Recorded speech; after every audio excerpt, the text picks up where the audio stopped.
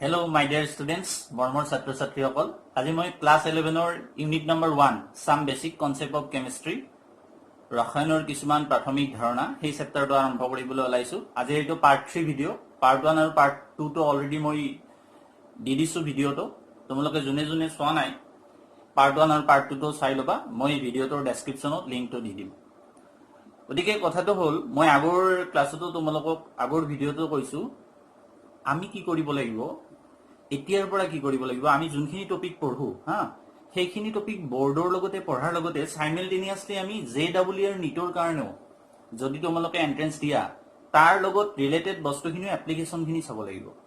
কাৰণ মোৰ এই ফিল্ডত আজি 7-8 বছৰ এক্সপেৰিয়েন্স হল ইয়াৰ ফালৰ পৰা মই কৈছো বহুত ষ্টুডেন্টে বৰ্ডৰখিনি ক্লিয়াৰ কৰি লয় কিন্তু তাৰ পিছত যিবিলাক কম্পিটিটিভ এক্সামত যায় জেডব্লিউ হক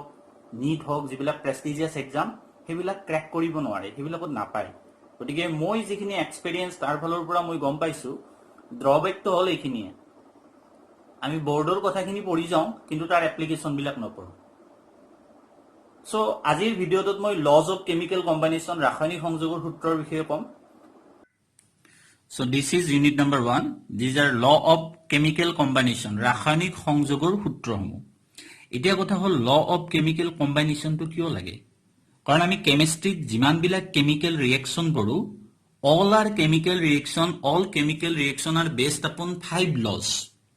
আমি যিমান বিলাক ৰাসায়নিক বিক্ৰিয়া পঢ়ো সেই ৰাসায়নিক বিক্ৰিয়াবোৰ 5টা লৰ ওপৰত প্ৰতিষ্ঠিত তাৰে ভিতৰত প্ৰথম লটো হল ল অফ কনজাৰভেশ্যন অফ মাছ ভৰৰ ৰক্ষণশীলতাৰ সূত্ৰ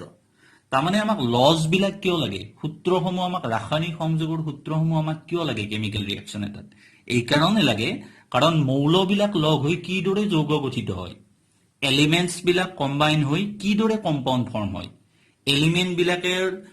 কিমান পাৰ্সেন্টেজে এটা এলিমেন্টৰ কিমান পাৰ্সেন্টেজে আন এটা এলিমেন্টৰ কিমান পাৰ্সেন্টেজৰ লগত লগ লাগি কম্পাউন্ড ফৰ্ম কৰিছে এটা মৌলৰ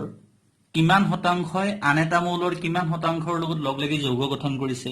বা এটা এলিমেন্টৰ এটা মৌলৰ কিমান মাছে আনটো মৌলৰ আনটো এলিমেন্টৰ কিমান মাছৰ লগত লগ লাগি কম্পাউন্ড ফৰ্ম কৰিছে বা এলিমেন্ট বিলাকে যেতিয়া কম্পাউন্ড ফৰ্ম কৰে মৌল বিলাকে যেতিয়া যৌগ গঠন কৰে মৌল বিলাকে কি ৰেশিওত কম্বাইন হৈ কম্পাউন্ড ফৰ্ম কৰিছে সেই ৰেশিও বিলাক আমি এই ল বিলাকৰ পৰা গম পাওঁ দ্যাট মিন্স এই গোটেই বিলাক ইনফৰমেশন জানিবৰ কাৰণে আমাক ল কেইটাৰ দৰকাৰ হ'ব সূত্ৰসমূহৰ আমাৰ প্ৰয়োজন হ'ব তাৰে ভিতৰত প্ৰথম সূত্ৰটো হ'ল ল অফ কনজাৰভেশ্যন অফ মাছ ভৰৰ ৰক্ষণশীলতাৰ সূত্ৰ এই সূত্ৰটো ফ্ৰেঞ্চ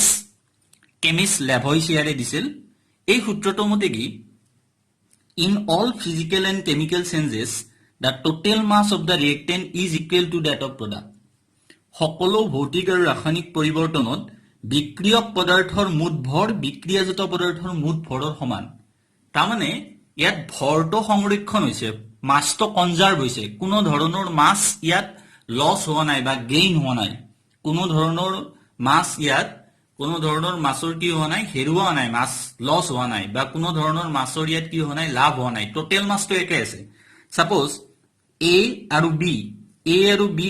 এলিমেন্ট এই দুটা মৌল লগ হৈ এটা কম্পাউন্ড সাপোজ ফৰ্ম কৰিলে সিডি এতিয়া এ আৰু বি এই মৌল দুটাক আমি ৰিঅ্যাকটেন্ট বুলি কম বিক্ৰিয়ক সাপোজ ইয়াৰ মুঠ ভৰ x গ্ৰাম আৰু এই কম্পাউন্ডৰ মুঠ ভৰ হ'ব x গ্ৰাম তাৰমানে total mass of reactant is equal to that of product বিক্ৰিয়ক পদাৰ্থৰ মুঠ ভৰ যিমান হ'ব বিক্ৰিয়াজাত পদাৰ্থৰ মুঠ ভৰ হেইটোই হ'ব তাৰমানে ইয়াত ভৰৰ কোনো ধৰণৰ লস নহয় তাৰমানে পদাৰ্থৰ কোনো ধৰণৰ ইয়াত কি নহয় পদাৰ্থৰ কোনো ধৰণৰ লস বা গেইন নহয় সেই কাৰণে ল অফ কনজাৰভেশ্যন অফ মাছক ল অফ কনজাৰভেশ্যন অফ মেটাৰ বুলিও কয় ভৰৰ ৰক্ষণশীলতাৰ সূত্ৰটোক পদাৰ্থৰ ৰক্ষণশীলতাৰ সূত্ৰ বুলিও কয় কিয় কয় তাৰমানে পদাৰ্থৰ সৃষ্টিও কৰিব নোৱাৰি ধ্বংসও কৰিব নোৱাৰি matter can neither be created nor destroyed সৃষ্টিও কৰিব নোৱাৰি ধ্বংসও কৰিব নোৱাৰি পদাৰ্থৰ ইয়াত কি হৈছে জাস্ট ভৰটো একে আছে ইয়াত পদাৰ্থৰ কোনো ধৰণৰ লস হোৱা নাই বা গেইন হোৱা নাই ইয়াৰ ৰিঅ্যাকটেন্টৰ যিমান মাছ বিক্ৰিয়ক পদাৰ্থৰ মুঠ ভৰ যিমান হেইটো বিক্ৰিয়াজাত পদাৰ্থৰ প্ৰডাক্টৰ মুঠ ভৰৰ সমান হ'ব এটা কেতিয়া সমান হ'ব যিকোনো ধৰণৰ পৰিৱৰ্তনত ইকুৱেল হ'ব পাৰে বুলি কৈছে ফিজিক্যাল প্ৰসেসে হোক বা কেমিক্যাল প্ৰসেসে হোক ভৌতিক হোক বা ৰাসায়নিক হোক সো আমি ইয়াৰে দুটা এক্সাম্পল চাওঁ ফিজিক্যাল আৰু কেমিক্যাল প্ৰসেস সো এতিয়া আমি ইয়াৰে এক্সাম্পল চাওঁ ফিজিক্যাল আৰু কেমিক্যাল প্ৰসেস ভৌতিক আৰু ৰাসায়নিক পৰিৱৰ্তন চাবা ফৰ এক্সাম্পল আইসটো যদি আমি হিট কৰো আমি কি পাম আইস হিট কৰিলে ওয়াটাৰ দ্যাট মিন্স আইসটো কি ওয়াটাৰৰ সলিড ফৰ্ম আৰু এইটো কি ওয়াটাৰৰ লিকুইড ফৰ্ম সো ইয়াৰ টোটাল মাস কিমান হ'ব হাইড্ৰোজেন দুটাৰ কাৰণে 2 প্লাস অক্সিজেনৰ 16 তাৰ মানে 18 গ্ৰাম আৰু ইয়াৰ ওয়াটাৰ লিকুইডৰ কিমান হ'ব ইয়াৰো 18 গ্ৰাম হ'ব তাৰ মানে মাস অফ ৰিয়েক্টেন্ট আইসৰ মাস আৰু ওয়াটাৰৰ মাস ইকুৱেল থাকিল কিন্তু এইটো কি সেন্স এইটো ফিজিক্যাল সেন্স বুলি কম আমি কিয় ফিজিক্যাল সেন্স কাৰণ ইয়াত কম্পাউন্ডটো একে আছে কেমিক্যাল কম্পাউন্ডটো ৰিয়েক্টেন্টটো ওয়াটাৰ আছে প্ৰডাক্টটো ওয়াটাৰ আছে অনলি কি চেঞ্জ হৈছে ফেজ তাৰ প্ৰাৱস্থাৰ পৰিৱৰ্তন হৈছে চাবা এইটো সলিড আৰু এইটো লিকুইড গতিকে এনেকুৱা ৰিয়েকচন বিলাকক ফিজিক্যাল চেঞ্জ বুলি কয় যত কম্পাউন্ডটো ৰিয়েক্টেন্টত যি থাকে প্ৰডাক্টটো একে থাকিব কম্পাউন্ডটো একে থাকিব কিন্তু ফেজ চেঞ্জ হ'ব মানে প্ৰাৱস্থাৰ পৰিৱৰ্তন হ'ব ইয়াত এইটো সলিড এইটো লিকুইড তাৰ মানে এইটো ফিজিক্যাল চেঞ্জ গতিকে ফিজিক্যাল চেঞ্জ হলেও কনজাৰভেশন অফ মাস হ'ব নেক্সট যদি আৰু কি কৈছে কেমিক্যাল চেঞ্জ যদি হয় কেমিক্যাল চেঞ্জও হ'ব পাৰে নেক্সট এক্সাম্পলটো আমি এটা কেমিক্যাল চেঞ্জৰ সহজ এক্সাম্পল চাম carbon plus oxygen so we get CO2 gas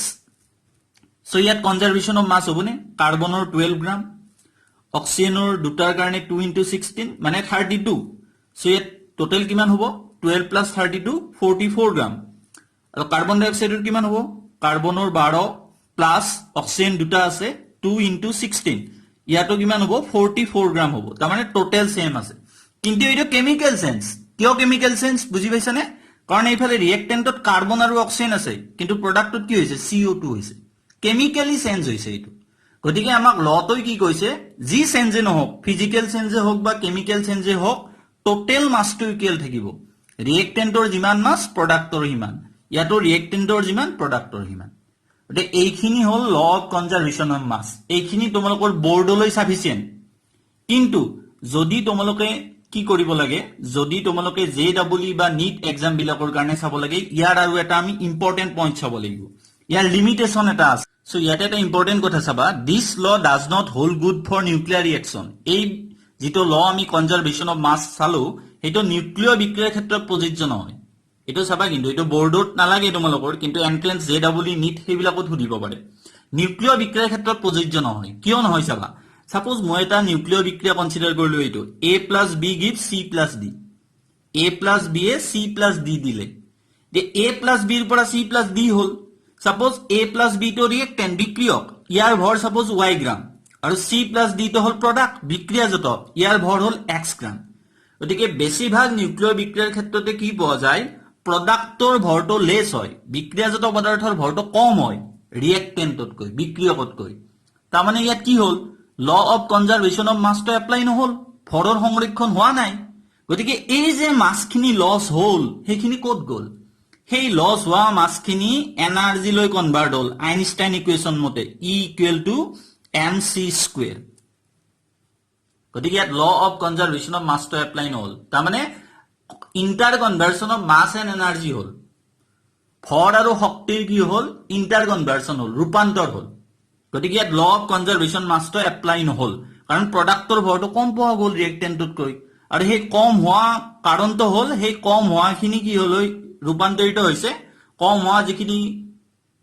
ভৰ যিখিনি লস হৈছে এইখিনি এনাৰ্জি লৈ কনভাৰ্ট হৈছে according to Einstein equation E = mc²। এতিয়া আমি যেটো law of conservation of mass চালো ভৰৰ ৰক্ষণশীলতাৰ সূত্ৰ তাৰ ওপৰত বেস কৰি কেইটামান কম্পিটিটিভ এক্সাম JEE NEETত আহিব পৰা কোৱেশ্চন আমি চাম চাবা ফাৰ্স্ট কোৱেশ্চনটো হল চাৰিটা অপচন আছে the law of conservation of mass holds good for all the following except তাৰ মানে কৈছে ভৰৰ ৰক্ষণশীলতাৰ সূত্ৰ তলৰ কোনটোৰ ক্ষেত্ৰত এপ্লাই হয় এটাক বাদ দি গোটেই কেইটাৰ ক্ষেত্ৰত এপ্লাই হ'ব এতিয়া আমি কবলৈ কোনটোত এপ্লাই নহয় তাৰ মানে ভৰৰ ৰক্ষণশীলতাৰ সূত্ৰটো কোনটোত এপ্লাই নহয় এতিয়া আমি এটা চালো অপচন এ তো কারেক্ট আনসার সকলোবিলাক কেমিক্যাল ৰিয়েকচন দি এপ্লাই হ'ব এইটো আমি চালো নিউক্লিয়াৰ ৰিয়েকচন দি এপ্লাই নহয় এন্ডোথাৰ্মিক তাপগ্ৰাহী বিক্ৰিয়া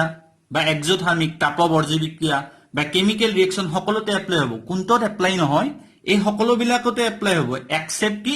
নিউক্লিয়াৰ ৰিয়েকচন তাৰমানে অপচন সেকেন্ড অপচনটো কাৰেক্ট অপচন এনেকুৱা ধৰণৰ কোৱেশ্চন বিলাক এন্ট্ৰেন্স লেভেলত আহে নেক্সট আমি এটা কনজাৰভেশ্যন অফ মাছৰ নিউমাৰিকেল টাইপৰ এক্সাম্পল চাম সো কি কৈছে নিউমাৰিকেলটো চাবা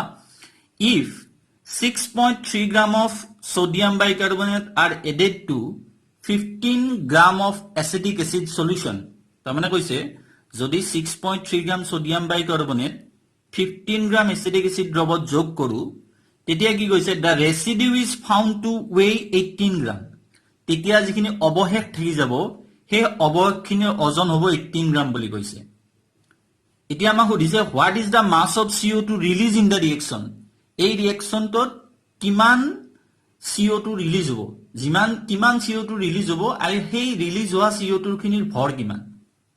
গতিকে আমাক কি কৈছে 6.3 গ্ৰাম সোডিয়াম বাইকাৰ্বনেটে 15 গ্ৰাম এচিটিক এচিডৰ লগত যদি ৰিয়েক্ট কৰে তেতিয়া অৱশিষ্ট যিখিনি থাকিব তাৰ ভৰ 18 গ্ৰাম আৰু CO2 প্ৰডিউস হ'ব সেই CO2 ৰ মাছটো উলিয়াব লাগে এতিয়া তাৰ কাৰণে আমি ৰিয়েকচনটো জানিব লাগিব কিন্তু ৰিয়েকচনটো কাৰ কাৰ মাজত চাবা সোডিয়াম বাইকাৰ্বনেটৰ লগত কি এড কৰিব দিছে এচিটিক এচিড CH3COOH এটো এড কৰিলে কি হ'ব ইয়াৰ ৰিয়েকচনটো হ'ব এটো CH3COONA আৰু সোডিয়াম বাইকাৰ্বনেটৰ পৰা জানাই এই দুটা প্ৰডিউস হয় ওয়াটাৰ আৰু CO2 গেছ দিয়া আমাৰ অ্যাকৰ্ডিং টু দা কোৱেশ্চন 6.3 গ্ৰাম দিয়া আছে সোডিয়াম বাইকাৰ্বনেট এচিটিক এচিড দিয়া আছে আমাক কিমান 15 গ্ৰাম এচিটিক এচিড দিয়া আছে ৰেসিডিউ অবশেষ এইখিনি হল ৰেসিডিউ এইখিনি হল অবশেষ ৰেসিডিউ অবশেষ কিমান দিয়া আছে আমাক 18 গ্ৰাম দে আমি উলিয়াব লাগে কাৰ ভৰ CO2 গতিকে এই CO2 টো আমি নাজানো গতিকে x গ্ৰাম বুলি ধৰিলো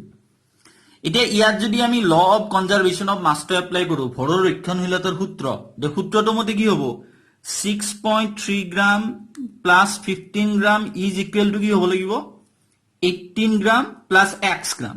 তাৰমানে ৰিয়েক্টেন্টৰ ভৰ বিক্ৰিয়ক পদাৰ্থৰ মুঠ ভৰ বিক্ৰিয়াজাত পদাৰ্থৰ প্ৰডাক্টৰ মুঠ ভৰৰ সমান হ'ব লাগিব গতে x টো ইয়াৰ পৰা উলিয়া গতে this implies x equal to কিমান হ'ব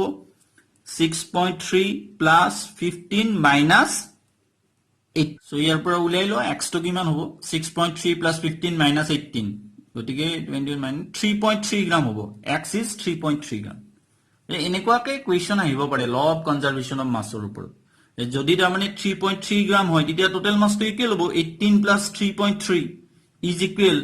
15 প্লাস 6.3 তাৰমানে তেতিয়া এইফালেও কিমান হৈ যাব তোমাৰ 21.3 গ্ৰাম হৈ যাব এইফালে আৰু এইফালেও যদি x ৰ ঠাইত কিমান আহে 3.3 আহে এইফালেও টোটাল তোমাৰ কিমান হৈ যাব 21.3 গ্ৰাম হৈ যাব তাৰমানে টোটাল মাছটো একে থাকিব ঠিক আছে এটা মই ইয়াত তোমালোকক অ্যাসাইনমেন্ট দিছো হোমৱৰ্ক দিছো এইটো তোমালোকে সকলে ট্ৰাই কৰিবা ইয়াত চাৰিটা অপচন আছে কম্পিটিটিভ এক্সামত অহা কোৱেশ্চন মই কোৱেশ্চনটো বুজাই দিছো কোৱেশ্চনটো কৈছে if law of conservation of mass was whole true যদি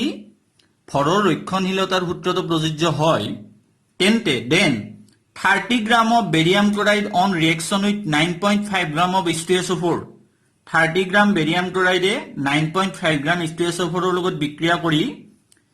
will produce কি produce কৰিব 7.5 গ্ৰাম HCl produce কৰিব